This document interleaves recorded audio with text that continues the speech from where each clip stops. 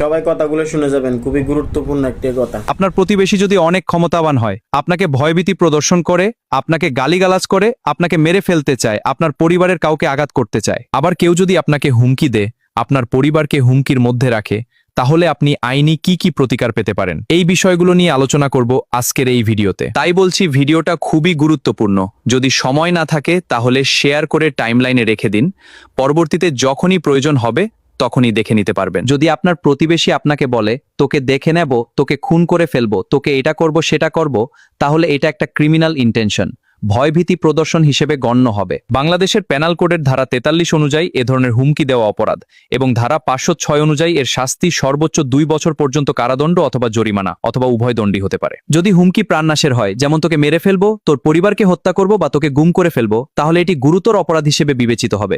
ধারা 506 অনুযায়ী 7 বছর পর্যন্ত কারাদণ্ড হতে পারে। এছাড়া আপনার প্রতিবেশী যদি লোকসমাগমের মধ্যে আপনাকে অপমান করে, গালিগালাজ করে বা মিথ্যা অভিযোগ ছড়িয়ে দেয় এবং আপনার সুনাম ক্ষুণ্ণ করে, তাহলে মানহানি হিসেবে গণ্য হবে। এক্ষেত্রে দণ্ডবিধি ধারা 499 এবং 500 প্রযোজ্য হবে। ধারা 506 অনুযায়ী 7 বছর পর্যন্ত কারাদণ্ড অথবা জরিমানা অথবা উভয় দণ্ডই হতে পারে। আবার কেউ যদি আপনার শরীরে আঘাত করে বসে, সাধারণত আঘাতের ক্ষেত্রে ধারা 323 অনুযায়ী 1 বছর পর্যন্ত কারাদণ্ড হতে পারে বা জরিমানা হতে পারে অথবা উভয় দণ্ডই হতে পারে। গুরুতর আঘাতের ক্ষেত্রে ধারা 325 প্রযোজ্য হবে।